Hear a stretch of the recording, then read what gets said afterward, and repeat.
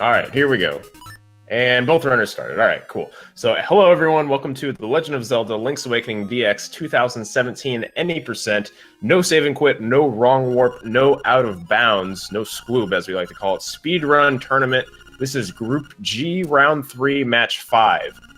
I am Elfezo. My friend Crunchy Lex graciously let me do that intro, and he also might not talk for another 10 seconds or minute or so while someone prints something, I guess.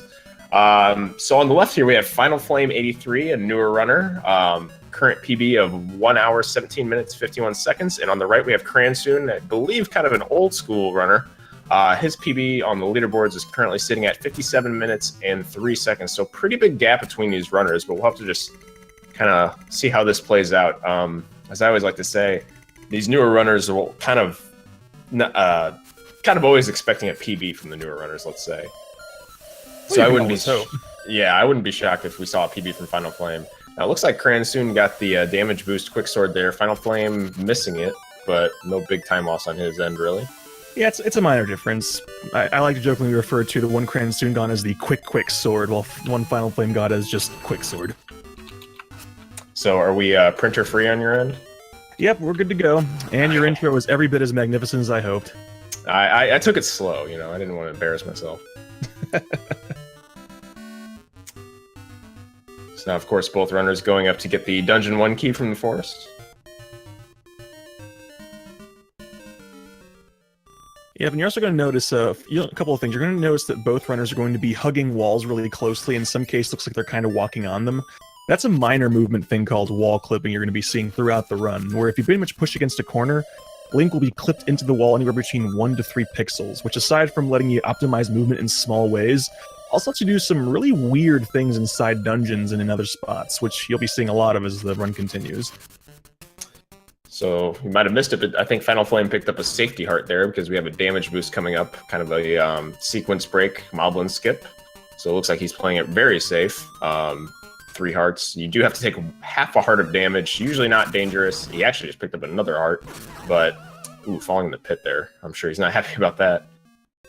Yeah, the thing about Moblin Skip, though, is that it's highly dependent on whether or not the Moblin wants to cooperate, and also whether or not you can get into position just right. Because if you're not quite right, you can fall into the pit, at which point you're taking a full heart of damage. So Cransoon getting it with no trouble. Yeah, reasonably quickly on his screen. Let's see what Final Flame gets. He actually got good RNG there, but he chose to reset the screen. Maybe not as experienced as some of the other runners on this trick. It's pretty finicky, and it's one of the more annoying reset points in the run. Yeah, well, if the Moblin gets too far out of position, sometimes resetting the screen is the fastest route. Oh, but he finally gets the positioning he wants, and he gets across. Yeah, not awful there. A little slow, but could be much worse. Now we can see him going for a trick called Owl Skip, and I think he got it. Yeah, yep. He did. So both runners getting Owl Skip. Skip's kind of a short little cutscene, I guess you can call it, with the owl, where the owl talks to you. Saves about 3 seconds. Pretty hard to get, actually, frame perfect.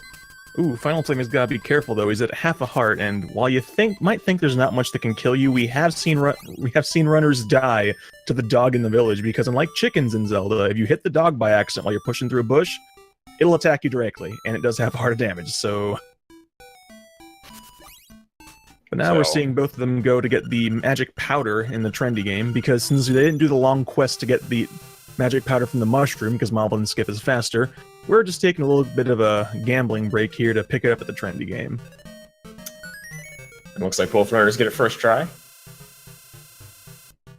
Very easy, it's not even a trick, it's just playing the game, but it really sucks if you don't get that first try.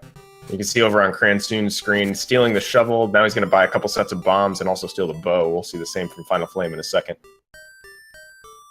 Yes, indeed. Because these are all things we need, but none of these things we can afford. So we're just embracing a life of crime and just dealing with the consequences. And the bow in particular is an item that normally the game doesn't want you to get until a lot later. So getting it this early lets us both do some tricks and also kill certain mini-bosses and bosses really quickly. Like, hilariously we'll be seeing that quickly. Very soon. Yeah.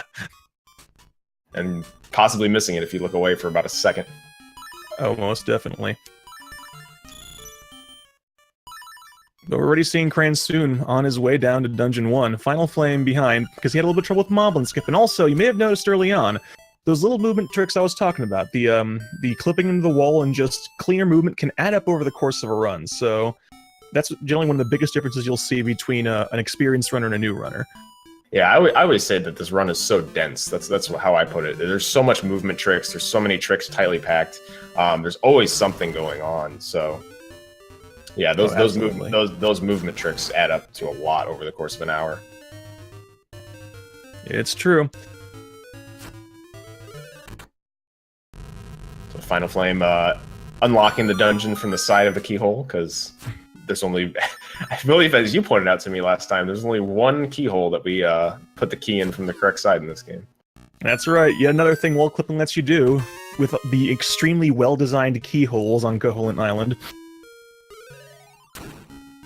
But both of them on their way to get the Dungeon 1 item, which the game graciously gives you in the very first dungeon, the Rock's Feather, which is one of the most broken items in the game, letting you jump in a 2D Zelda. I mean, how many other Zelda games can you think of to let you jump? That's a good question. I can think of at least 2 more, but I'm not sure other than that.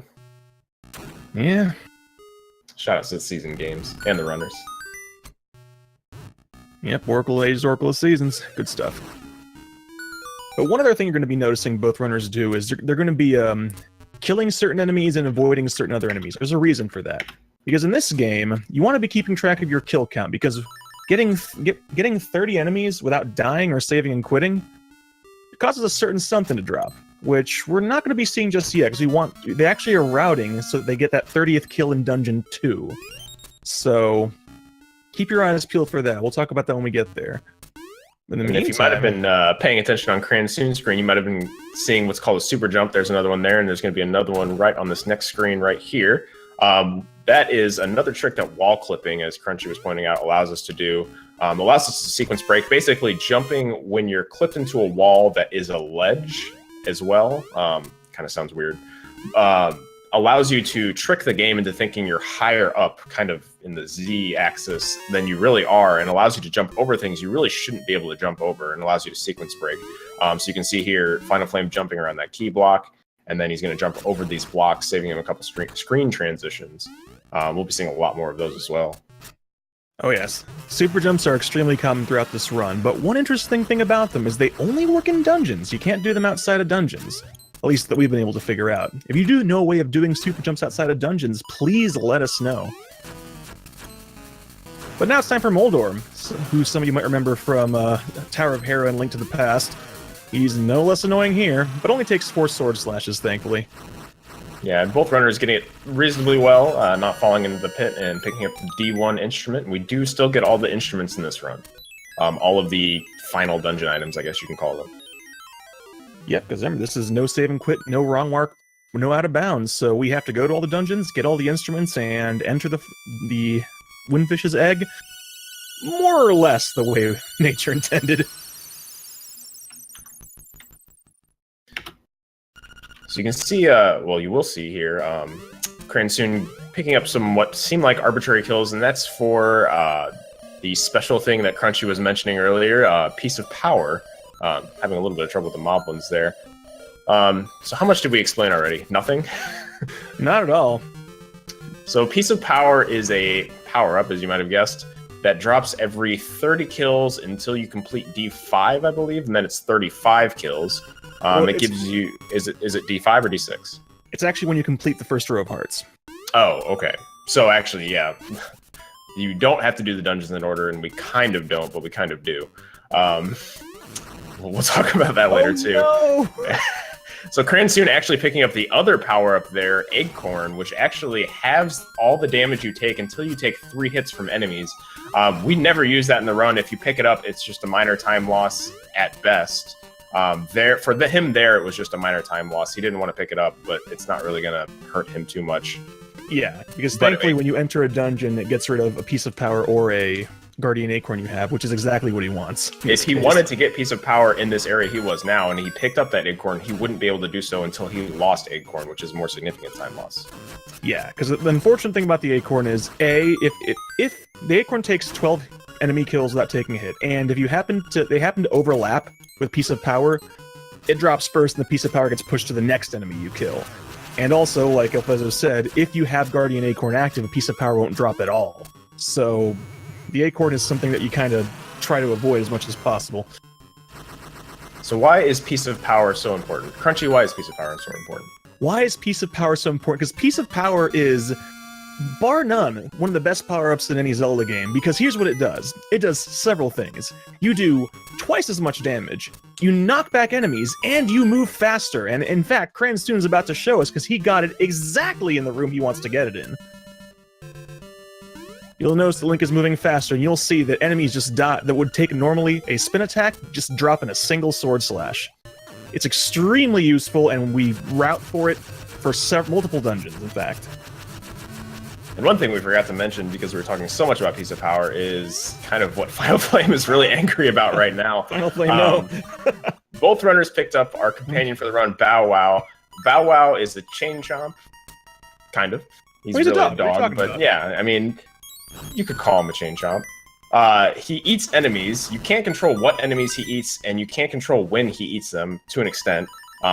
In that case, Finalflame needed him to eat the flowers outside of D2, so Finalflame could get into D2, and Bow Wow just wasn't having it, so kind of a... There we go. And yeah, Finalflame getting his Piece of Power a little late, but nonetheless getting it in D2, which he wants. But yeah, that D2 flower-eating RNG for Bow Wow, there's nothing you can do about that. He just wastes your time, and you hate him for it. Yep. It's also worth being careful with that, because if Bow Wow eats a lot of enemies, it can throw off your Piece of Power count. We have actually seen in some cases that Bow Wow eats 2 flowers before coming to Dungeon 2, and the second one is the Piece of Power, which just completely screws over the runner for the rest of the dungeon. Yeah, there's certain things that, certain kills that don't count towards your Piece of Power. If you knock an enemy down a pit, that doesn't count towards your Piece of Power count. But pretty much every other kill does, and even some weird things like Bow Wow eating enemies, and some kind of environmental things that you don't have control of do still count towards your Piece of Power count. Yeah, so you gotta be careful with that Piece of Power count, because Dungeon 2 is the first dungeon where we normally route for it, but particularly with Dungeon 5, there are later dungeons that you definitely want to have Piece of Power, and otherwise you're going to be losing. You could lose up to minutes just by sheer amount of time you spend in there. Cransoon coming up on the D2 boss here, the Genie. Normally, the Genie kind of goes through his attack cycle. You pick up his pot that he ends up hiding in, throw it against a wall 3 times. You kind of have to go through this whole cycle 3 times. But if we make use of a wall clip like Cransoon just did, throw the pot into the wall while we're clipped, the game kind of doesn't really know what to do. The pot breaks instantly instead of after 3 cycles. And then 2 carefully placed bombs, 1 bomb and 1 bomb arrow, really, kills the Genie just like that. The quick kill just like Cransoon wanted it. Yep, that's one of the fun things about bomb arrows. You're not just shooting a bomb across the room, but the second cool thing about it is the bomb explodes instantly. So you can... that'll let you do the quick kill. Because if you miss that second bomb, that genie in a bottle, that clown genie thing, is just going to be flying around the room for a couple of seconds and shoot fireballs at you, which wastes time, so you definitely want to get that timing right. So Cransoon sort of maintains his lead over Finalflame, but he's not crazy far ahead yet.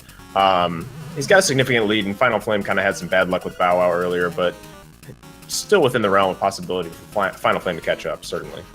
Yeah, especially since Cransoon is coming up on one of the first major bits of RNG, having to do with a major skip he's about to do here, which is, of course, talking about the Villa skip. Elfezo, what can you tell us about the Villa skip? The Villa skip is awful, and it's really RNG dependent. So what you'll see Cransoon do here, there's a pit that you would normally fall in, kind of like the ones on that screen, at the bottom of this next screen that's preventing you from transitioning down into the screen below that.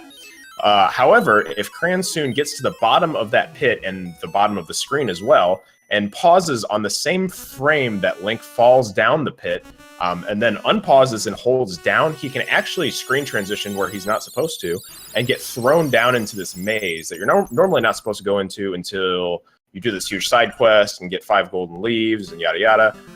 But making use of this glitch, he can transition there any minute now. This is the RNG part. He's getting real bad RNG, holy cow. Yeah. There we go.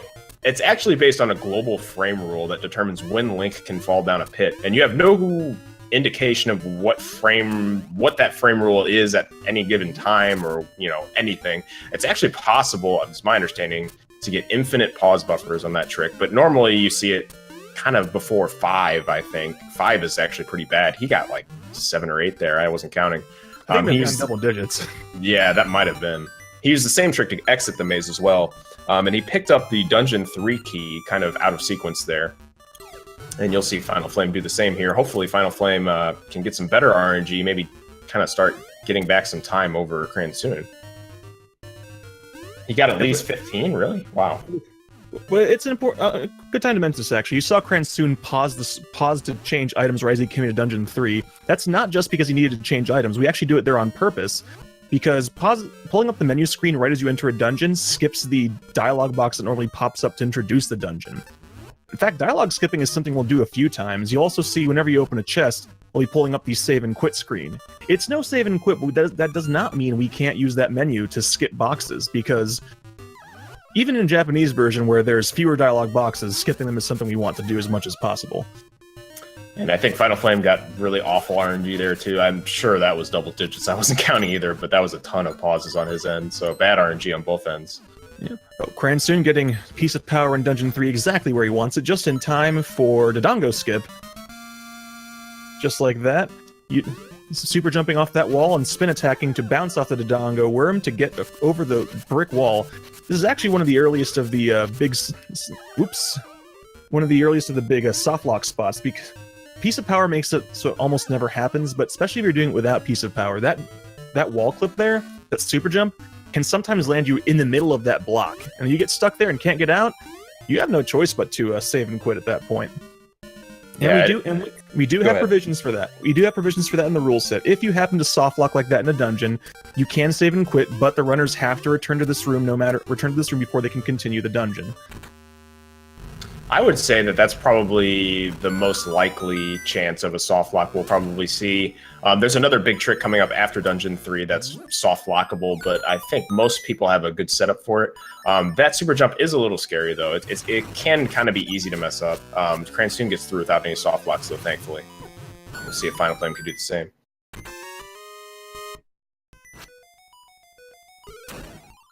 Also be curious to see what his Piece of Power count is at, because you did get it a little bit late in Dungeon 2, and I haven't been keeping track of how many enemies he's been killing along the way.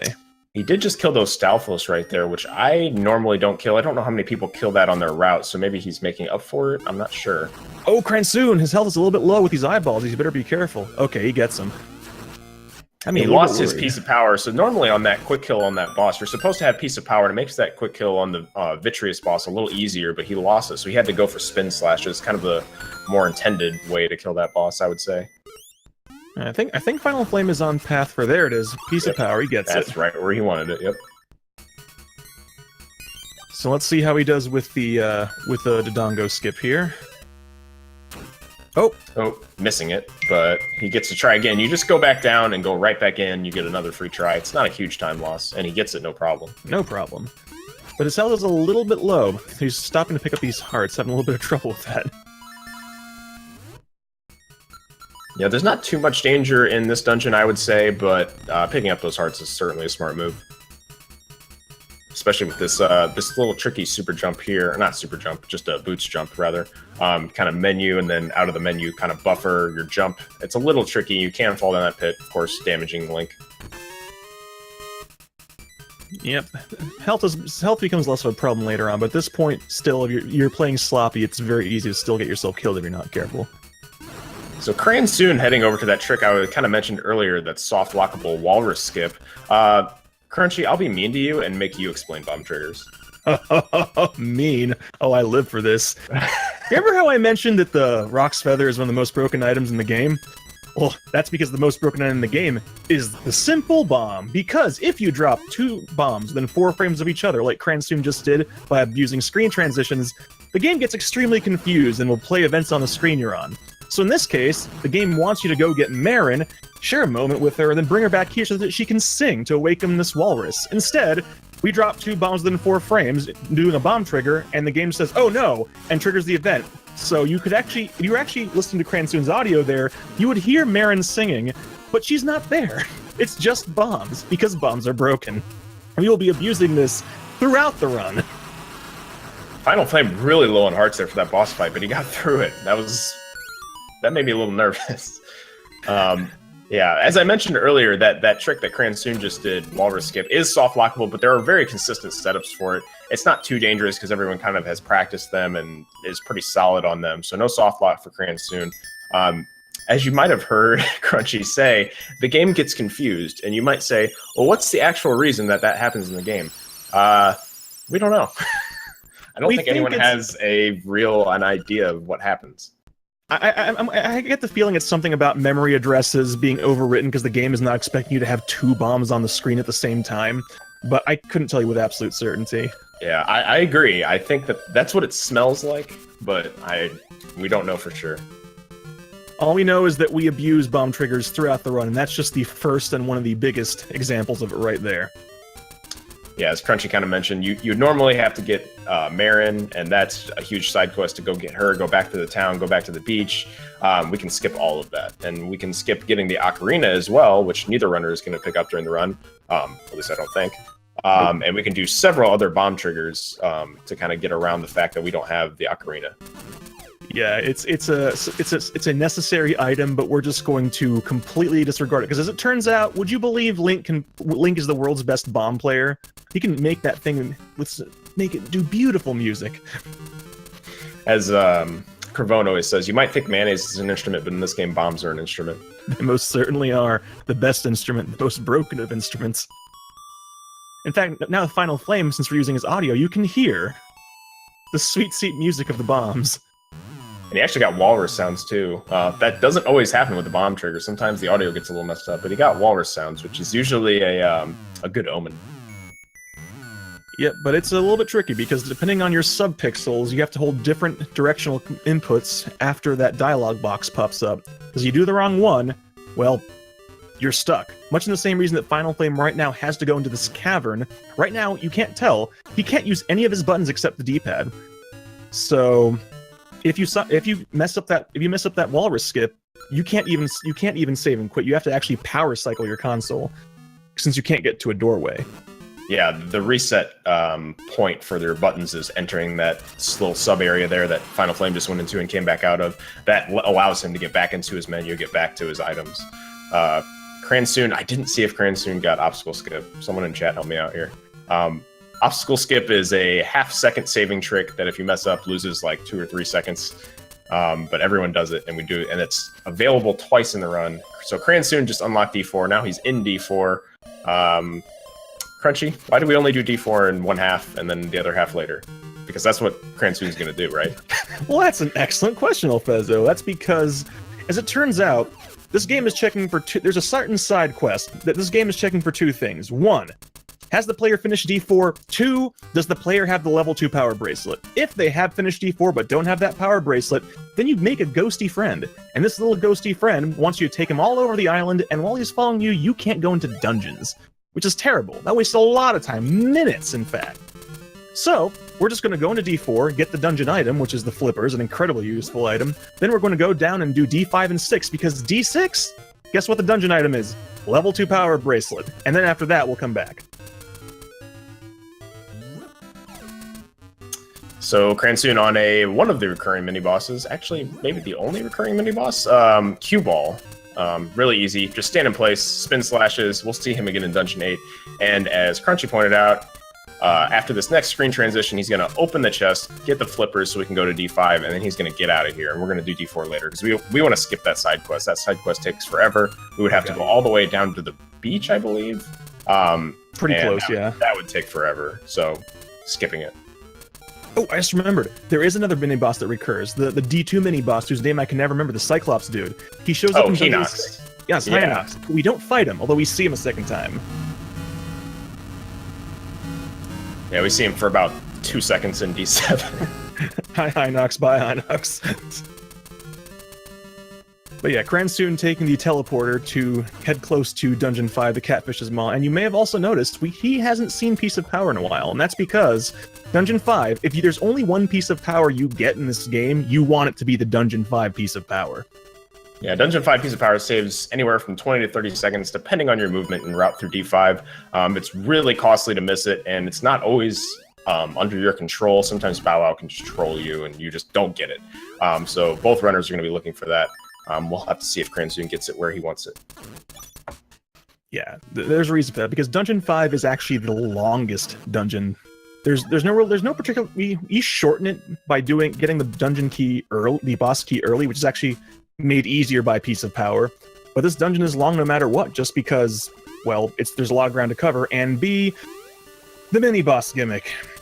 Master Stalfos, the mini boss in Dungeon 5, has the hook shot. He took it out of the chest, and you have to fight him in 4 rooms throughout the dungeon in a certain order, which we can't control. So we're going to be running into him throughout the dungeon before coming back to fight him in the room right next to where Cransoon is now.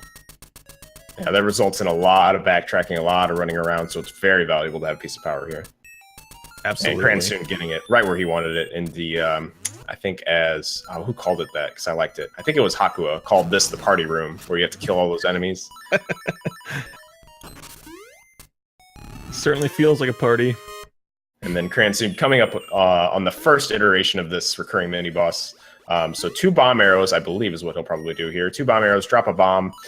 That's optimal. As long as all 3 of those bombs hit in while the Master Stalfos is knocked down, you're good.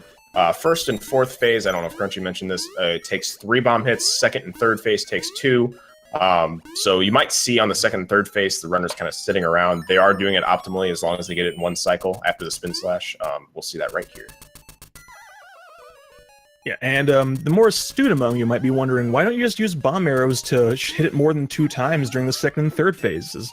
Well, it turns out if you do that, you do get the death animation for Master Stalfos, but he doesn't drop the hook shot early. He just drops more dungeon keys, which is kind of odd, but so there's no reason in doing that. Just waste bombs and arrows. And considering that this entire route is very tight on bomb and arrow count, you don't want to be wasting bombs and arrows that way. Yeah, especially, we do so many bomb triggers, especially in D7, that you have to really closely manage your bomb count. It looks like both runners are probably going to be fine. And actually, Cransoon has what seems like a ton of bombs, actually. So maybe he's playing it safe. I don't know. Maybe he got an extra pickup. Final Flame coming over to the flippers. No Piece of Power drop for him yet, which is good. Now he'll be heading over to D5, so we'll have to pay attention and see if he gets his D5 Piece of Power early, which would be bad for him. Oh, Cransoon, you need to be careful. If you're playing this dungeon optimally, you'll take a couple of hits in this underwater section here to go through faster. But remember, the thing about Piece of Power is if you take 3 hits, you'll lose it. So if you take an extra hit, you have to be very careful. Because this is one of the few situations, Dungeon 5 boss actually, where you don't want to have a Piece of Power. So you'll see them try to lose it before the boss, but you want to hang on to it as long as you can. Yeah, you'll see both runners probably drop it if they don't early, right before the dungeon boss room, because Piece of Power, while it adds knockback, it adds invincibility frames to this boss. And that makes the boss fight really tricky because you only get so many opportunities to hit the boss in certain cases. It's a little tricky to get optimal cycles on this boss anyway, so we try to make it as easy as possible by kind of ditching Piece of Power right before we go into the boss room. Oh, Cransoon just lost his Piece of Power. A little bit sooner than expected, but better now than earlier on. He'll probably see another one drop. He might opt to pick it up, he might not, because then he'd have to take 3 hits again. His health's in a pretty good spot. He probably could do that, but depending on where it drops, it might not be optimal for him to pick it up. Yeah, I expect he's probably going to be trying to avoid kills as much as possible for the rest of this dungeon to see. Maybe he can get lucky and... Oh no, with the Armos maze, he's not going to be able to get D6 Piece of Power, I don't think. Oh no, Flame picking up an acorn. Let's see if he chooses to get rid of it. It looks like he's going to. Yeah, because... Smart. He didn't even take any damage, so... Yeah, the thing is, that's usually around the spot where Piece of Power drops. You do not want to be killing anything else, because you want that Piece of Power. Having a little bit of trouble with the jumps there. He's going to opt to reset that room and try again. Yeah, so hopefully it means he's going to get a Piece of Power in this next room.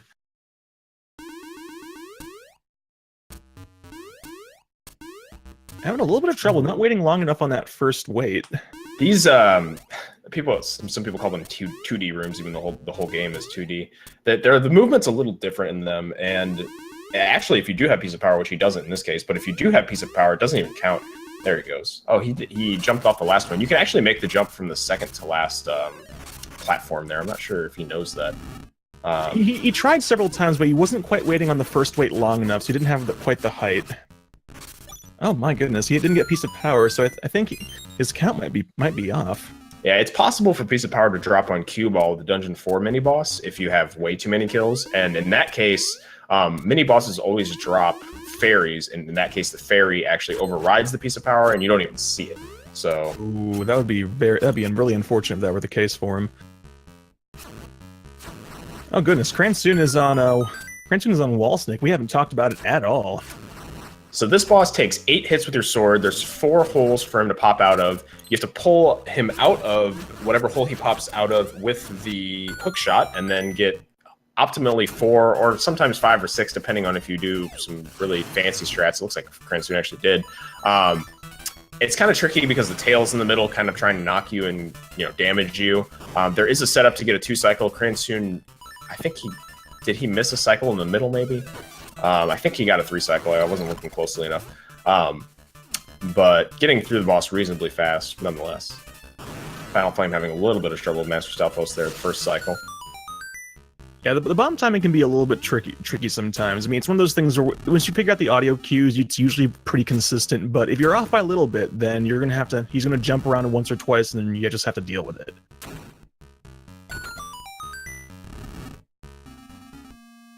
Cransoon is going to be heading up into the Armos Maze and then getting the D6 key.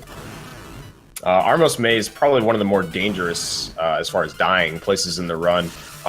Ton of Armos Knights that are kind of in your way. We kind of depend on Bow Wow to eat some of them and also kind of to knock some of them out of the way with our shield. But if they do touch you, they do 2 hearts of damage.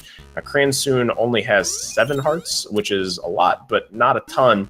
And he has to go through this Armos Maze twice, so we'll see how he does. Yeah, thankfully the level 1 shield allows us to bump Armos out of the way, which is something that a lot of folks might not have realized casually. I know I didn't, but... Yeah, I think most people probably just kill them on the way through. Yeah, between Armos and the Armos Knight mini-boss, which you have to fight at the end of it, they do a lot of damage. Oh, Cransoon getting a little bit disoriented there. Yeah, it looks like he just kind of accidentally boots to the left there, taking a wrong turn. One of the upsides, though, is when Bow Wow eats an Armos, it always drops an arrow. And since, like we mentioned before, arrows are something that are at a premium on this run, every little bit helps. Yeah, we'll need 16 arrows for the final boss. At least 16 arrows, provided you don't miss any hits. And shoutouts to Final Flame. He's doing something we didn't mention earlier, Dumb Jump 2. We didn't even mention Dumb Jump 1, but this is a jump to get to the boss key in Dungeon 5 early. Normally you're supposed to use the hook shot to get that bridge across and then just walk across the bridge, but if you time a boots jump, you can actually get over that pit. Cransoon getting another trick. Remember when I said this game was dense? There's never enough time to talk about everything. It really isn't. Cransoon getting a trick we call bootstrats, a quick kill on that mini boss there to get the Dungeon 6 key. Very nice. And Final Flame getting that dumb jump too, which is good because he was doing it without Piece of Power, which is actually pretty tricky. Piece of Power makes it a little bit easier. That jump is hard either way. Yeah, it is. Why it has the name Dumb Jump 2. Yeah, well, it turns out for Dumb Jump 1, in case any of you were paying attention, Cransoon got Dumb Jump 1. Final Flame opted to use a bomb arrow instead of doing Dumb Jump 1, which is fair. You can waste a lot of time doing Dumb Jump 1 if you don't. Dumb Jump 1 is truly dumb. It's very annoying. Yeah. I've actually found myself opting just to do the bomb arrow in races just because I find that even when if I miss it a couple of times, I've already wasted more time than if I just done the bomb arrow. That's true, yeah. So Bow Wow. Isn't Bow Wow great? Truly, he's pretty good. Yeah. He eats a lot of enemies, but one thing you might not realize is that this game treats cutscenes as enemies. Mm-hmm. As weird as that sounds, it's true, and what you might have just noticed there is Cransoon's screen shaking. What he just did is he unlocked Dungeon 6, and you might have noticed he also shot a bomb arrow into the wall to the left there. He did that so the game put the cutscene enemy right next to him. I know that sounds weird, but that's what happened. And Bow Wow said, hey, there's an enemy, I can eat that. So Bow Wow actually ate the cutscene there, which sped it up. Normally you have to wait for the dungeon to kind of rise out of the ground, but Bow Wow just said, you know what, I'm going to eat this cutscene. Cutscene's over, go into the dungeon. So that's what Cransoon did. Saves a few seconds. Yep. At that point, you just leave the screen, come back, and when you show it back up, the cutscene's just finished. It's just finished. I think Final Flame having some technical problems. Yeah, a little bit of controller trouble. I think that's what the USB sound was, but hopefully he'll be back with us in a moment. That's not good. Wait, yeah, Cransoon taking care of one of the more annoying aspects of Dungeon 6, the whiz robes. And now that he has that level 2 bracelet, that ghost cutscene is no longer a problem. So that's exactly what we needed. So that after we finish D6, we go back up and finish Dungeon 4. See if Final Flame can't get going again. I would hope that this isn't the end of the run for him. I would hope not. I think he's just having a little bit of trouble with his controller. If he can get that working again, then he can just pop right back in. Whoa. Yeah, hope so. Uh-oh. That doesn't look good, though. The timer's still going, which means he's still streaming, so it's not like his computer died. Here we go. Oh, no, that's not a good sound. Yeah, that was the beginning of the game for any of you unfamiliar. Oh, that's not what... Oh! There we go. Final Flame, please. Give me a heart attack. Jeez. So Cransoon making his way through Dungeon 6, he's actually pausing here. Is he maybe kind of evening it out here, maybe? Yeah, I think Cransoon... Looks like Cransoon just might be pausing for a little bit just to offset that, which is pretty great of him. Oh, Final Flame actually did forfeit in the SRL. Did he? In their SRL chat, but maybe Cransoon will just kind of... Or maybe Cransoon's just confused.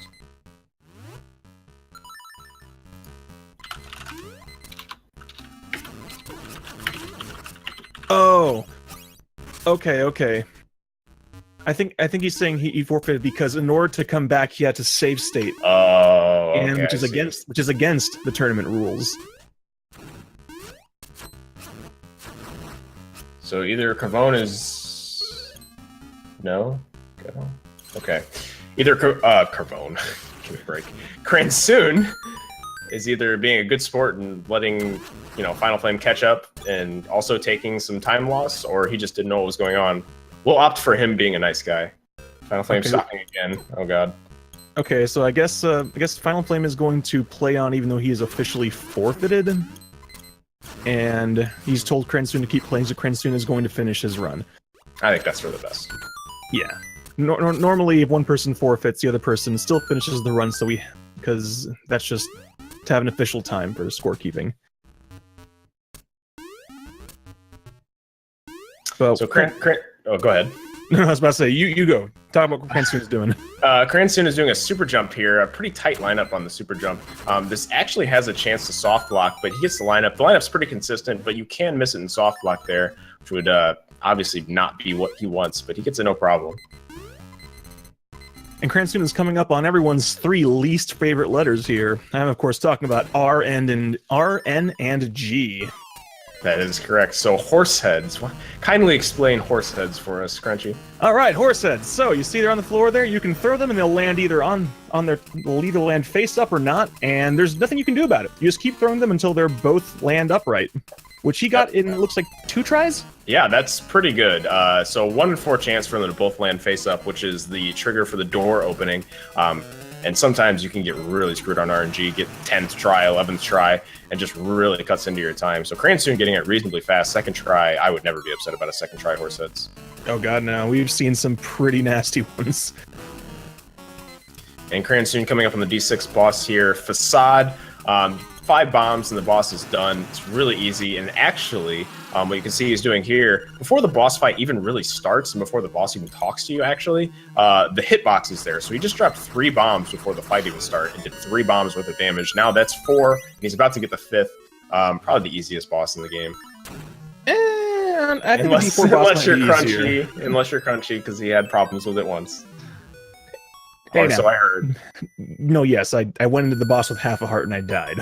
But well, here's the thing about the D6 fight. It's not a difficult boss fight, yes, but those tiles flying around do a heart of damage. So if you go in there with low health and you are being careless, you can still die. And people have died. I've died. That's true. There's video proof that I died, in fact.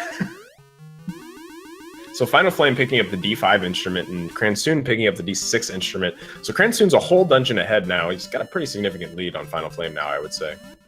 Oh, try to get the bomb triggers to skip the owl flying in and out, but didn't quite get it. That's one of the less time-savvy bomb triggers you can do is both here and leaving D3, you can use bomb triggers to skip the owl animations, although it still talks to you. Yeah, I think right there it saves about, I think, a little less than 3 seconds, so not super costly. Potentially a little risky since bomb management is important, but it looks like Cransoon has 20 bombs. That's plenty. He needs 9 for D7, so he's in good shape. 9? He needs well more than that. Does he need more than that? Oh, yes, he does. There are 4 pillars and the boss. And actually, he's going up to D4, not D7. What am I talking about? Yeah. And we need 3 just in there. Well, depending on the strat he uses for the boss, some people do a spin slash and 2 bomb arrows, but a lot of people do 3 bomb arrows, so... We'll see what happens, because Cransoon's on his way to super jump his way up to the boss key, and then to cheese his way over to the boss door. Because good dungeon design. Yeah, so this super jump that Crunchy just mentioned, it's kind of one of the cooler super jumps. He's going to jump off this wall and get knocked down into that little top area below him by this P-hat. He's going to slash his sword, and that knocks him down there. Kind of nice little trick there. And then also, as Crunchy mentioned, he's going to jump down, go up and to the left, and normally you're supposed to go through a sub-area, but you can kind of just jump across that pit there and go to the boss room. Yeah, it's not quite bombs level of broken, but the thing about the Rock's Feathers, it lets you jump diagonally and at weird angles in ways that the programmers never really thought you would be able to. We also see Final Flame doing the non-boot strats. It's a safer strat, slightly slower, but considering that the Armos Knight here does a lot of damage, it's a strategy that I myself actually use, especially in races. Yeah, I saw that he had shovel equipped. He might have been going for shovel strats, which is kind of a variation on boot strats, not really, but kind of. I actually don't know how to do it, but it looks like he might have failed it, so he just kind of went for the casual route, losing a little bit of time to Cransoon on that. That's all right. He's got his smiling key, and he's on his way to D6. Meanwhile, Cransoon bids the fish face farewell, and Final Flame not wanting to get Piece of Power here, because that's a little bit of a time waste picking it up. Yeah, not really the worst thing that could happen, I guess. He is moving faster now, but he had to kind of open the pause menu to get past the text. Link stops, and you have to wait for him to kind of start moving again. So it is a little bit of time loss if you don't want to get it, and you're not going to be moving a lot before you lose it. Yes, sirree. But Cransoon is now coming up on the... Yeah, I know we said that Walrus Skip was the big nasty trick, but that's actually not true. The big nasty trick, the one that has new runners afraid to play this game and some experienced runners sweating bullets, well, that's what Cransoon's coming up on now. Alfeza, would you tell us a little bit about Rooster Skip? I would love to. So Rooster Skip, why is it called Rooster Skip? Well, Cransoon's going to come up on a big, giant pit here that he has to get across, and the only way that you're supposed to get across it is you're supposed to get the ocarina, learn the frog song, go awaken a long dead rooster. The rooster follows you around. You can pick him up, and he'll fly you over the pit. That takes forever. So what we can do is we can abuse the pit mechanics in this game. When you're falling on a pit, you're kind of hovering in the air for a second before you fall, and while you're hovering, you can actually shoot your hook shot. And for 1 frame, when the hook shot is retracting, kind of when it's almost all the way back to Link, you can actually jump even though you're over a pit. It's frame perfect. There's 1 frame where you can do it. And we'll see Cransoon do that here. So he can jump. He's actually going for a buffered method here. You can do it unbuffered, but game runs at almost 60 frames per second, so it's pretty tough to get. And you can notice there, he got 1 jump, but he still needs another one. So double frame perfect trick. Doing a buffered method, kind of having a little bit of trouble on the last jump, but getting across no problem. I'm sure he's happy about that. Yeah, really difficult trick. Really difficult barrier for new runners to get into the game. It saves so much time that you can't not do it, but it's insanely difficult. Another factor in that is that Bow Wow can actually block your hook shot, making it not extend all the way, throwing off your timing, just totally screwing you over. You can fall in the pit. And the worst part is if you do fall in the pit, it loses about 30 seconds because you don't just fall and then respawn back in the start of the room. You fall out the waterfall that you saw him fall out of earlier, and you got to run all the way back up to that area. go try the trick again. So hopefully I covered all the bases. I'm going to breathe now. I think you absolutely did. And incidentally, if you actually want an object lesson in every single thing that could possibly go wrong with Rooster Skip, go watch my last race. I think I literally screwed up and got screwed over by every single thing that could go wrong in that trick. Yeah, it is. Cransoon made it look easy there. He did the buffered method, which is substantially easier, but it is by no means an easy trick. I think perfect buffered method loses about 11 seconds over unbuffered. So it's not a real big deal to do a buffered. It's not a huge time loss. But yeah, it's a nasty trick. And Cransoon trying to actually get another cutscene eat from Bow Wow here. This one's a little inconsistent. It looks like Bow Wow's not going to help him out. Doesn't save a ton of time, but he probably would have liked to get it. Cransoon now entering into Dungeon 7, Eagle Tower, which, to anyone who remembers this game casually, was a bit of an annoying dungeon, because you have to get a metal ball, use it to break pillars, to knock the 4th floor down to the 3rd floor. But that's kind of annoying and slow. So guess what? Fun fact. Pillars collapsing? That's an event. If only we had a thing that we could use to trigger events. Oh wait, we do. We have bombs. So, in this case, Cransoon's going to try to drop bombs into a hole really fast. Oh, he's having a little bit of trouble with the mashing. A little bit of trouble with it, yeah. So as Crunchy said earlier, it's 2 bombs within 4 frames of each other, and pausing doesn't actually count. And so one method we can use for that is screen transfers, like what we did with Walrus Skip. Another method, which you're seeing Cransoon do right there, is dropping bombs down a pit. You can actually normally just drop bombs down a pit as fast as you want. So if you can do it fast enough, you'll get a bomb trigger. He's going to go for one more screen transition bomb trigger there. You can do those buffered. He did it unbuffered. Took him 2 tries, but no problem. And he didn't run out of bombs, which is good, because then otherwise he would have to go pick up a bomb pickup. Takes a lot of time. When I said you need 9 bombs earlier, I meant you need 9 bombs before the first bomb pickup. That's what I meant. All right, there we go. I stand by my decision to say that. all right. But no, Spiceffather makes an excellent observation that the pit route, the dropping bombs in the pit is faster, but you have to be mashing very quickly, because if your mashing isn't up to par, you can and you will drop all your bombs into the hole and then just be bombless. So it's faster, but it's not without its risks.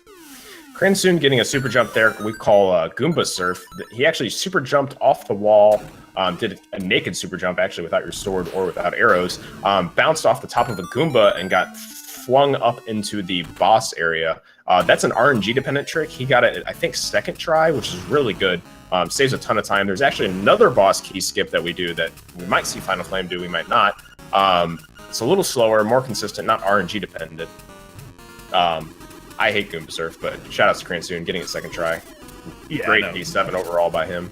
If the Goombas are uncooperative, Goomba Surf is definitely going to lose you time. Not to mention the fact that even if you manage to get the Goomba in position, it's no guarantees. If you don't do the jump just right, you're not going to make it all the way up. So a lot of folks will have to do a backup strat, which we might see Finalflame do because it is more consistent, involving tinking off a Pete hat a few rooms away. So we'll have to wait and see what he does when he gets to D7.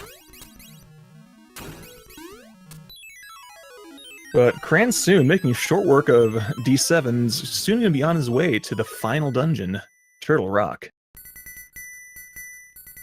Because, of course, we're finishing with Turtle Rock. We used to not finish with Turtle Rock, though, actually. It's true. D7 we used to actually do D7 after D8. Yeah, and then we finished with the second half of D4, because we still did D4 in 2 segments. Yes, because that was actually before we realized how the triggers for the Ghost side quest worked. So Cransoon coming up on a trick here. Not really a trick, just kind of a, I guess call it a trick. So he's going to hookshot across this gap here, and then he's going to come up on Marin, stuck on the bridge. Normally you jump across to Marin and save her, or maybe hookshot across. I don't know. It's been so long since I've played this casually, but and it's a 45-second cutscene if you run into her, basically. But if you stay near the bottom of the bridge there, like Cransoon did, you can actually just skip it entirely. So, see you, Marin. Oh well. There's probably some category you could play, Crunchy, that you could save Marin in. Oh well. It takes solace in the fact that they at least gave her a comeback in Hyrule Warriors. That's true, actually. But Cransoon coming up on the big trick of getting into one of the two big tricks into getting into D8. Normally, the game wants you to have the level 2 shield to block this fire, but nope. Wall clip and Pegasus boots just go right on past it. Oh, he takes 2 hits though. Yeah, 2 hits there, not a big deal. There's plenty of fairy and heart pickups in D8, but you can die to flame skip if your health is a little low. And another bomb trigger will open up the turtle head entrance for D8. Normally, you need the ocarina here to play. I don't know what song it is. There you go. That makes sense actually. But we're just gonna opt for a bomb trigger that awakens this turtle head, which allows us to get into D8. There's no hitbox at the beginning of the cutscene, so you can see Cransoon just walked right through the turtle head. Didn't even have to fight the little mini boss there. It actually makes you think of the first boss in Star Tropics of all things. It's just kind of like, oh, it suddenly decides it attacks you and you just go past it. Final Flame giving a little shout out to Gravone there. I like that. So Cransoon just did a super jump over the first set of blocks here in D8. That skips a big portion of the dungeon. Then the rest of D8's more or less just kind of, I don't know, I wouldn't say boring, but just not any really major tricks. You can see he's going to push a block from the side here, stuff like that. A couple super jumps. Yeah, it's basically, aside from one thing you'll be seeing right in front of the boss, it's pretty much all tricks you've seen already, so it's just kind of more of the same. There is one new trick, actually, that he's gonna do right before the boss, that we sometimes miss. It goes so fast, usually. We're not gonna miss it this time, we're ready for it. Yeah, well, I don't know. There's plenty of time to miss it still. Now you said that, I'm gonna make sure I don't miss it, you don't have to talk over you. But first, everyone say hello to Blano, who is very happy we don't skip him anymore. There is a Blano skip to get around this mini-boss, or rather to get the dungeon item without fighting this mini-boss, but it was determined to be out of bounds, so we don't do it anymore. Some runners are very unhappy about that. Shout out to Stanner. And Cransoon picking up the magic rod. Now he has the ability to shoot fireballs. Not really terribly useful in the run, actually. Anymore, at least. We used to do D8 before D7, we used to use the fire rod to kill the D7 boss. Now we use bombs, not much harder. You'll see Cransoon use it on the boss here, and also a little bit before the final area, but that's about it. And on these ice blocks here. Yeah, no, the magic rod is actually a very powerful weapon. There's no magic meter in this game, but the fact is you get it so late that you have almost no chances to use it. But hey, look, it's Cue Ball again. Oh, we missed shoutouts to Hinox for the second time. Oh, we did, didn't we? Yeah. Oh well. I guess Final Flame's still gonna go. Or no, Final Flame. Yeah, did he fall to Rooster Skip there? I didn't see it. No, he did not. This is actually he's about to go on. He's about to do his first try. We'll see if he can get it. Come on, Final Flame, I'm counting on you. I think he's gonna go for the buffered method here. Yeah, absolutely, he is. Yep. Cransoon completing everyone's favorite room, puzzle block room. You have to push that puzzle block around and cover all of the pits in the room with floor tiles. Your D-pad's locked out when you're doing that, and you're controlling where the puzzle block goes. Really finicky room. Everybody hates it, but getting it first try. Oh no, he got the bad sub-pixel. No. He got the bad sub-pixel. I hate it when it happens.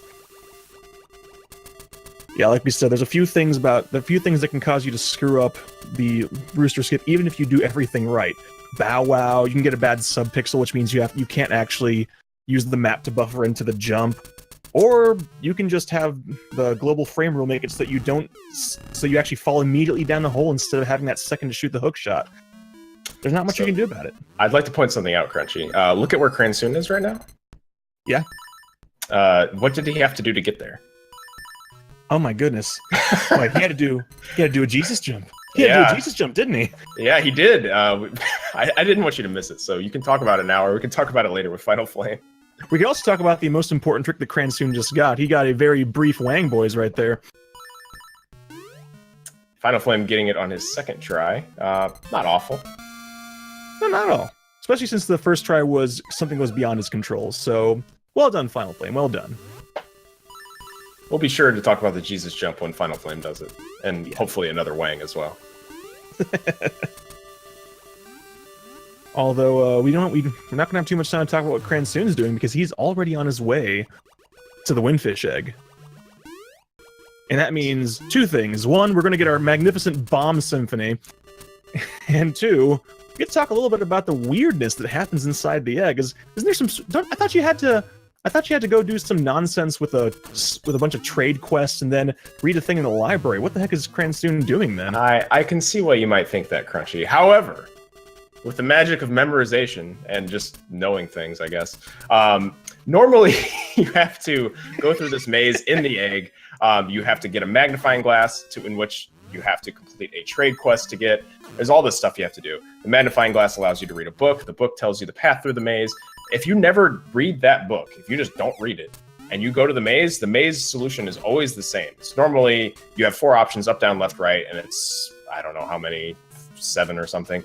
If you don't read the book, the solution to the maze is always left, left, up, right, up, left, up. And you'll see Cransoon do that, literally, as we like to say, and get to the final boss. Right now, he just performed a bomb trigger, sitting through probably the longest cutscene in the run that we see, just kind of playing his non-existent ocarina, maybe whistling into a bomb, I'm not really sure. Yeah, totally whistling into a bomb. Meanwhile, Final Flame got the D7 cutscene eat. So good on him for that, because Cransoon did not get that, so... Yes, a little bit of time save for him, yeah. I'm interested to see as well whether he goes for Goomba Surf or whether he goes for the P-Hat Super Jump. I'm not sure. I'm thinking P-Hat Super Jump personally. Oh, what's he doing? It's a little bit of a different route here. I'm not sure what he's doing. Oh, he doesn't have enough bombs, so he's gonna have to go get the bomb pickup. But I think he might get a couple of the bomb triggers along the way, maybe. Oh, okay. Yeah, he could have done that there, but he's probably just focused on getting the bomb triggers and then maybe just doing the dungeon normally. Yeah. Meanwhile, Cransoon gets the dialogue skip, which unfortunately also turns off the music for the nightmare fight. Yep, that was the last bomb trigger of the run for him. Yep. Getting the words escape me. The Bob quick kill there. That's actually a almost pixel perfect trick.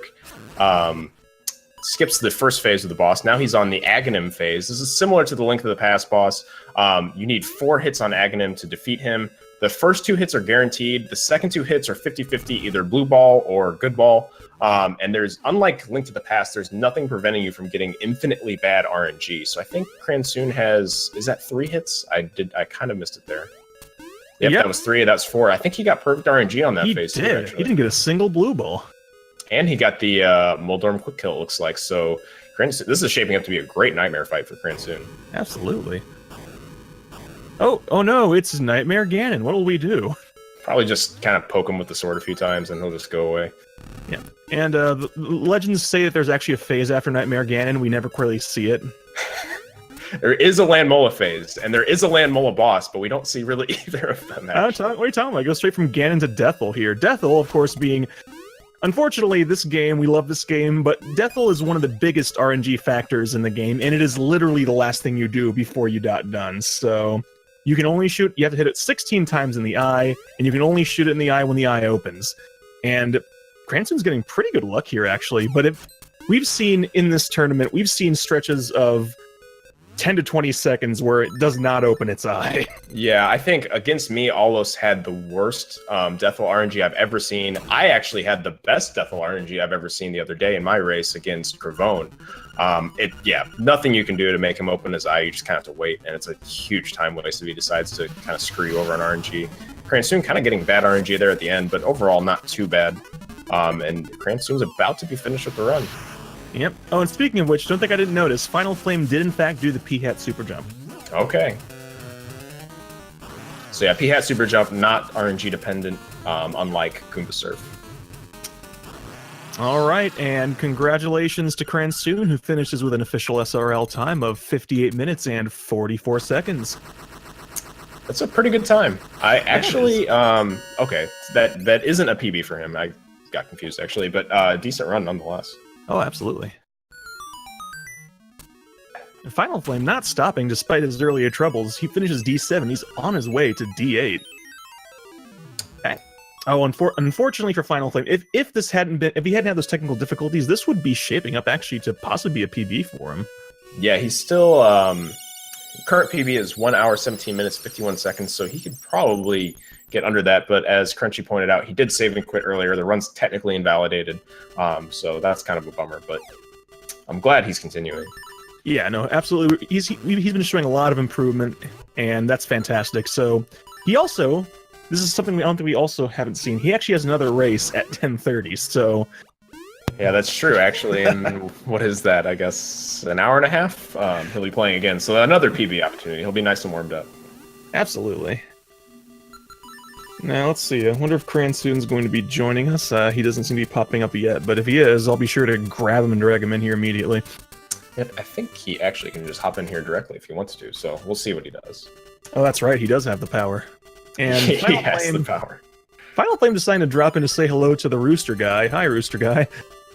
Yeah, I'm not sure what that was all about. Maybe just kind of a misinput there. Oh, no. Uh-oh. Oh, no!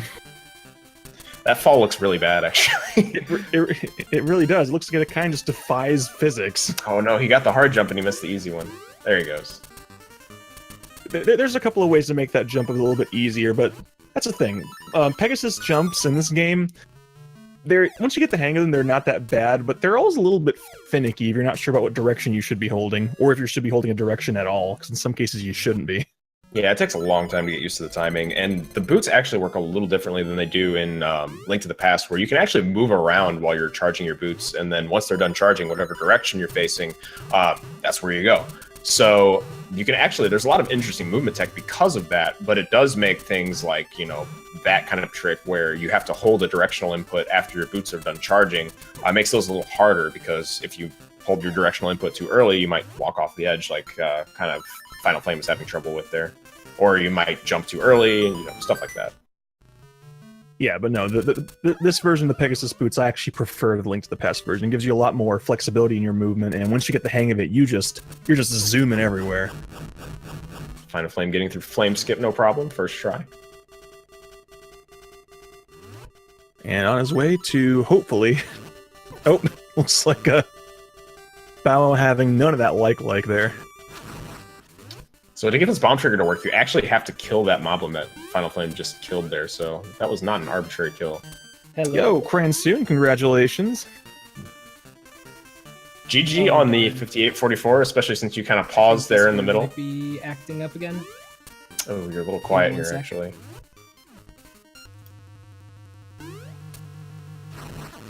Oh. Yeah, I think he said his computer was acting up or something. I can hear him, though.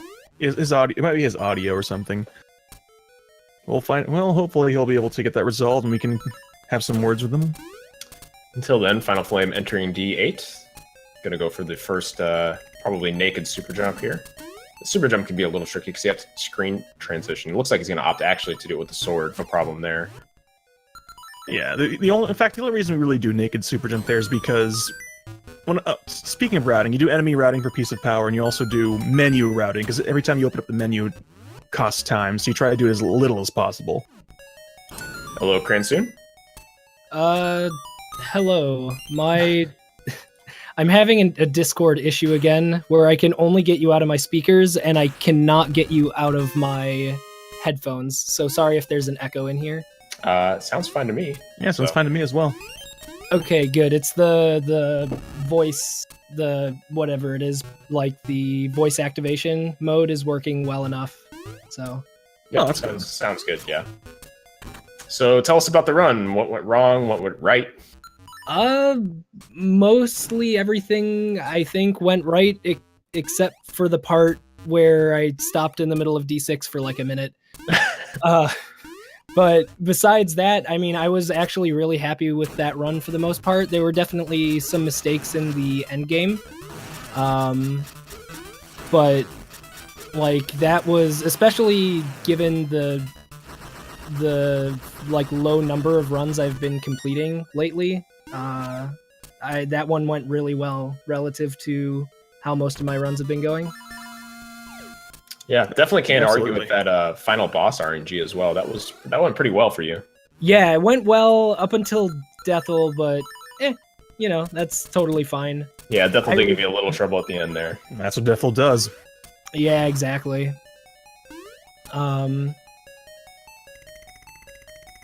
Yeah, I was also, if anybody's curious, I was running up against like D-Rust splits, so it wasn't actually a PB or anything like that, but Yeah, the blue splits at the end kind of threw me off for a second. Then I looked down and I was like, oh yeah, it's not a PB for him, but a tournament win nonetheless. yeah, exactly. It's the fastest run I've had in a couple months, so that's good. Yeah, That's good for great. you. And that's with like about a minute time loss in D6, so that would have been a sub 58. So I'm really happy with how that run went. Awesome. So was the minute stop in D6, was that out of confusion for what was going on Final Flame's side? Were you kind of letting him catch back up? What was that? It was confusion, because as soon as I saw him forfeit the race, like, I didn't really know what to do, just because I know we use the official SRL time as the final time within a race. Or like within the tournament. So I thought when he forfeit, I was like, so does that mean we have to do we have to like restart the race? Are we gonna be just starting from scratch or anything? So I just kind of waited, and I typed in the chat like, so are we gonna restart? And then Final Flame a little bit later said no, go, and so then I just kept going. Yeah, it was interesting because on Final Flame had some technical issues and he kind of had to stop, like literally just stop playing for a little while. And then we saw you stop playing and we didn't have enough insight to know what was going on. So we were kind of just like, oh, Cransoon's such a good guy. He's going to stop as well, because Final Flame had to stop for about a minute. And then we were kind of like, well, maybe he's just confused, and we're like, we'll go with he's a good guy, you know. I mean, it was a mixture of both. Like, if he had some kind of issue and he just like needed to stop for a while, I was ready to stop as well until he was good to go. Like, that's why I stopped, was I was waiting for him to say, okay, I'm gonna keep going or something like that. Yeah, it ended up maybe being about equal time. Yeah. So Final Flame, no! Oh no! I thought he was going to be able to do it. Final Flame was just on Hothead with half a heart, and then he ended up falling into the lava, so he's going to have to backtrack and go back up to Hothead.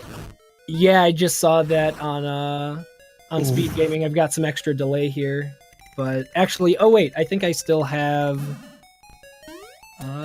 commentary I still have the commentator link. Let me see if I can follow that. And the plus side means we get to see the Jesus jump again. Yeah, we get to maybe actually talk about it, like we keep saying we will. Well, that time I saw it, but it's like, at the same time, I don't want to cut you guys off. But this time, keep your eye on it. You jump down there, and you pause in the same frame, you get the splash animation, and then buffer a jump with a rock feather. You don't fall in the lava. And it allows you to clip into that wall, which lets you... I think I heard it there. Yep. There we go. There we go. That allows him to super jump over to the boss area, skipping an underground section, saving quite a bit of time. Yes. Second try Hothead. Hothead's actually really annoying. His health's kind of RNG. I don't really know why. We've kind of been looking into it recently. And his fireballs that he spits out when he falls into lava actually do 4 hearts of damage. So he's actually kind of a very terrifying boss if you're getting hit by those and you're low on hearts. Yeah, I think... I'm so sorry. In my run, I think I ended up with like 1 heart at the end of the fight or something like that. Like I was within. Oh no! Oh no! Bad timing on the jump. Jumped right over the heart.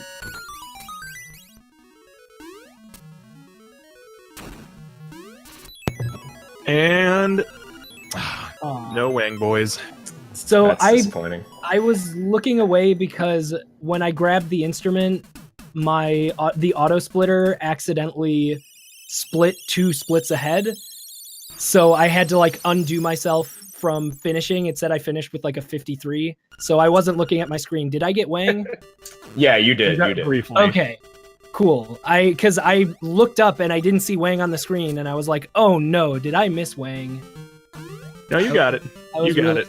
Really sad for a second, but okay. But Final Flame, with D8 behind him, now on his way to the Windfish Egg. Yep, so we'll see a similar thing from him, just a bomb trigger, and then the same path through the maze, left, up, right, up, left, up, because he too did not read the book that tells you where to go. Because who reads these days, right? Yeah, I don't know. Well, I will say, though, I mean, And it's unfortunate that what happened happened, considering he didn't stop his time and what his timer is at now. He would have probably been in great shape to get another PB here if he had not had those controller problems. I was actually just about to say, because isn't his PB like a 117? Yeah, 117.51. So he does have another race in roughly an hour and a half. So I'd be interested to see how he does there. He might be getting a PB in that race. Yeah, I definitely think he could very easily PB in this. Just depending on how the final boss goes. So he did save and quit when he was having the issues with his controller and things like that. Yeah, so the run would actually technically be invalidated. So I think he'll probably be able to get a better run anyway in his next race. He probably won't have all those technical issues, so that time won't be wasted, Oh, absolutely, yeah. Like kind of like with this run, even though it's a 58-44, there were like some hiccups in it and everything like that. So it's like, even though it's not really a real, quote unquote PB, it's just like, even though it's not even like a real run because I stopped for a full minute, like you can still at least be happy with the time and know that you're getting better. Yeah, absolutely. That's one of the great things about this. We have people of all sorts of skill levels. We have everyone ranging from people who are fighting for the world record to folks who have just picked the game up. And you can see all sorts of folks getting great times, getting PBs, and it's good to see. It warms the heart. That it does. So another bomb trigger from Final Flame here to get the tech skip. He gets it. Nice. He's also, it looks like maybe he's not going to go for the... No, he is. Maybe. Gonna go for the blob quick kill. Gotta line up on a specific pixel. Really, there's a 2-pixel window, I believe. And then you slash your sword at the right time. He's got a little bit different setup. Huh, that's an interesting setup. I haven't seen that before, but he's still got one hit off, which is not bad. Yeah, that quick kill is RNG, whether you get one hit or all 3 hits. Not really much you can do about it in that case, but he's gonna finish off that phase of the boss with powder. Yeah, he managed to get multiple hits with the powder too, which is not always easy. So that's a best case scenario for missing the quick kill. Now let's see how Aghanim treats him. Hopefully as kindly as he did to me. Yeah, 0 blue balls. That was very nice. And then you actually, I think you got the blob quick kill, correct? And then you also got the Moldorm quick kill. So everything pretty much went well for you. It was except for that Deathful RNG at the very end. Oh, blue ball. I blame Cransoon. Oh, my bad. Sorry. I apologize. Yeah, it was basically the exact same as like a no reset run I had done just before this race.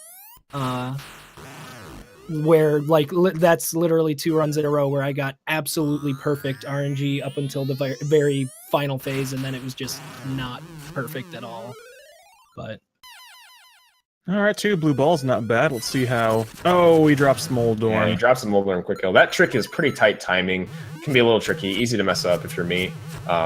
So, I'm not going to hold that against him. Unfortunately, that means he only gets 16 hits. Yeah, it's definitely... Moldorm quick kill... I would say Moldorm is actually my least favorite phase of the final boss, to be honest. Because it's the one that's like... It's one of the few things in this final boss that is not random. It's completely skill-based, and it's also the one thing that I just always seem to fail. Yeah, it's very easy to mess up. So Final Flame going through the Ganon fight now, just kind of boots into him with the sword, just the same thing we saw from Cransoon. And then go straight into Deathful, because I swear there isn't another phase after this one. Yeah, we just all spin slash there for fun. Yeah, it's victory spin. Exactly. Victory. Nice.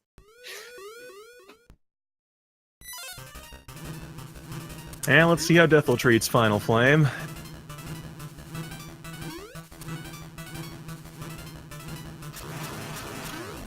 So you can get 4 hits every cycle, but it's pretty tight timing. It looks like he got 3 each of those cycles, so 16 hits total. You can get a 4 cycle. Looks like he's going to have to do a couple more, though. Oh, he's breaking loose from the corner. Yeah, normally Deathful follows you around the room, and you kind of have to avoid him while he's swinging his giant arms at you. But you can kind of force him up into this corner, and then you just pretty much just stand still, and he'll stay put. But if you do move around, he'll follow you around and make the boss fight a little harder. And there we go. Deathful is no more, and Final Flame is moments away from being done as well. from sort of a PB. This is going to be over 3 minutes faster than his PB, but as we mentioned, his run's actually invalidated because of the save and quit, so he gets a free PB next run, I guess. Yeah. So we're not going to have an official SRL time for him then either, but we have an unofficial, not valid time of 1:14.25, which is definitely an improvement. So GG to Final Flame. He just keeps getting better every time he runs. Yeah, I'm sure he's happy to see that, especially since he basically stopped in the middle of the run. Yeah, I was gonna say, because even though the run is technically invalid, like he still had to leave his timer going as well, just like me. Yeah, So absolutely. he probably added on like another minute also. So Oh, I'm gonna drag him down here real quick. Yep. Final Flame, sorry about what happened, but congratulations on that really good time, though. Ouch. Yeah, too bad it doesn't count. Yeah, but there's always next race, right? Yeah, you'll still have to do it again in an hour Yeah, and 13 minutes. There were parts of that race that were really good and parts that were very bad. That started early on, unfortunately. So think Final about it, Flame, sorry about what happened, but congratulations on that really good time, that's a though. double. Why do I hear Wow. that? Yeah, Ooh, hold on. but there's always next race, right? Yeah, you'll just have to do it again in an hour and 13 minutes. Alright. I'm no longer streaming any audio. Oh, that's what it was, okay. Yeah. So, let's talk about Dungeon 5 real quick. You guys saw me struggle in that room heading to the last Master Stalfos with getting that jump.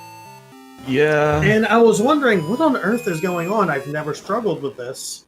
And about the fourth time I failed, I realized. So, I don't mind this controller, but once in a while, I had this with Sonic games. I realized you hit the button and you hold it, and it only registers as if you tapped it. So I was not getting my full jumps. Oh, I have that okay. problem sometimes when I use Joy 2 key, I know. Yeah, and I tried dealing with it for a bit and figured, you know what, if I unplug and plug it back in, maybe it'll fix it. And unfortunately, it fixed it, but the game wouldn't read it. And I couldn't save and quit at that point because I didn't know if I had any other controls. I see. So, okay. hence when I did the forfeit and just save stated, reloaded, continued, just to keep going, essentially. Yeah, well, we're glad you did that. And then, I mean, if you think about it this way, you basically get all that free time save in your next run. So I think your next run is pretty much guaranteed PB. Yeah, it helps that earlier I practiced piece of power routing, which didn't fully show here. I didn't get a D5 piece of power, but the other ones worked about as I expected. And I also practiced menuing, which I promptly screwed up about Dungeon 2. Menuing is rough, though. That's just something you just roll with it. So, but no, everything else looked pretty solid, though. And you got second try Rooster Skip, despite the fact you guarantee you were going to miss it a dozen times. That is literally a dozen times. And I knew I was about to fall, and I'm like, no, I think I got one more. Let's do it. Dumb mistake, but Look, you got subpixel screwed there by the looks of it. yeah. But I'm happy with how D7 went. I put some effort into that, doing the bomb triggers, except that I went in and was low on bombs. But I knew it well before I got there, so I knew I was going to have to do it twice. No, you had a good backup strat there. That was that worked really well. Yeah. It was a run. Definitely think I can PB in that next race, because I can't save this one. And GG Cransoon. yeah, GG, dude, GG. I'm happy you were able to keep going and finish the race out. Yeah, I about quit after I didn't get the Wang. I'm like, I have to get this. I have to, and then I missed it. We were a little Horrible. disappointed, to be honest. So At least I tried. That's better than so many other runners. It's true. You get the A for effort. Yeah. Well, any more questions, Crunchy? Well, yes, I think I might have another question here. Just give me 1 second here. Yes. Final Flame, what do you have to say to all your fans heading into the 10:30 race? If you survived watching this, you'll get a better show the next run. I promise. You heard it here, folks. Death against his opponent. No, I'm kidding. But in any case, looking forward to seeing your race at 10:30 Final Flame. I'm feeling pretty good about it. You're gonna put on a great show then as well. I am as well. I got out some of the jitters. This was my first LADX race, period. Not just tournament race, but race at all, so glad I did it. Well, congrats. That's a really good first race. Yeah, absolutely. Yeah, I will take it. So as we just kind of hinted at there, next race is at 10:30 p.m. on this channel. Final Flame versus I'm gonna make myself look stupid and mispronounce the name. I call him G. I don't know. It's Giacob. Okay, that is how I say it, Geocob. And in case you love that smooth radio voice, you have Crunchy Lex commentating that one as well. So, not me though. Sorry. It's Feels okay. bad, man. My broken heart will heal, even though you're not there. You'll be in my heart as well, and you'll get to see the nice run back by Final Flame. Salty run back for sure. The saltiest of runbacks. Only the saltiest. Expect the chat to be flooded in PJ salt. It'll be fine. Hey, they can spam it now. I totally understand. All right. Well, any final words from Cransoon or Final Flame? See you at 10:30. No, GG Final Flame, and good luck on your next race. Thank you, and congrats to you as well. All right. Well, that's probably gonna at least do it for me. I don't know. Shout outs to Speed Gaming and Speed Gaming 2 and Feasel for helping us set this up. Thank you, Crunchy, for commentating with me. Always a pleasure. Yeah, it's absolutely. Hope we can do it again sometime. Absolutely. All right, but before our 10:30 race, I just want to throw out that stick around because we have 9:30 mystery tournament. Ooh, mystery What tournament. will it be? It's a mystery. I honestly don't know, so I couldn't tell you even if I knew. But stick Really? around for that, and then after that, we'll come back here for some more LADX. And some more Crunchy and some more Final Flame, of course. I am so sorry. Me too. Well, I guess that Alright, about does but, it for me, at least. So, yeah, thanks Thank you. everybody for watching. Thank you very much, everybody, and thanks, Elfezo, and as always, thanks to Feasel for keeping everything running behind the scenes. We couldn't do it without him. Yep. Shout out to Feasel. See ya, everybody. Later. Later. See ya.